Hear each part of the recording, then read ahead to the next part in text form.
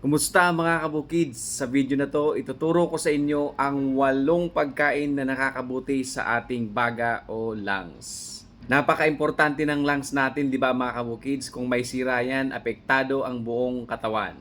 So halina kayo, samahan nyo ako, isa-isahin natin. Tara! Number 1, ang gulay na broccoli. May taglay po itong sulforaphane na nakakatulong po para ma-repair ang mga nasirang tissue sa ating baga.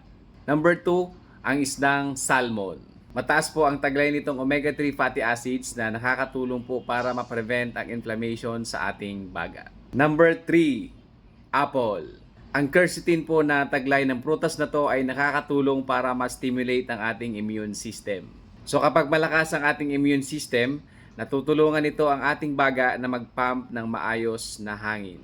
Number 4, kamatis or tomato. May taglay po itong lycopene na nakakatulong para makaprevent ng lung tumors. And at the same time, nakakatulong para palakasin ang ating baga. Number 5, oranges. Dahil sa vitamin C na taglay nito, napapalakas ang ating immune system. And at the same time, ang taglay nitong electrolytes ay nakakatulong para palakasin ang ating baga. Number 6, kabote or mushroom. May taglay itong vitamin D na nakakatulong para malabanan ang mga pumapasok na microorganism sa ating baga. Number 7, itlog.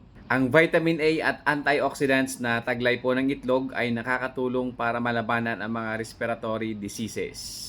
At number 8, green leafy vegetables.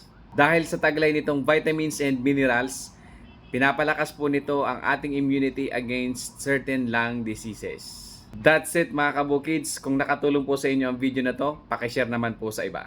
Maraming salamat.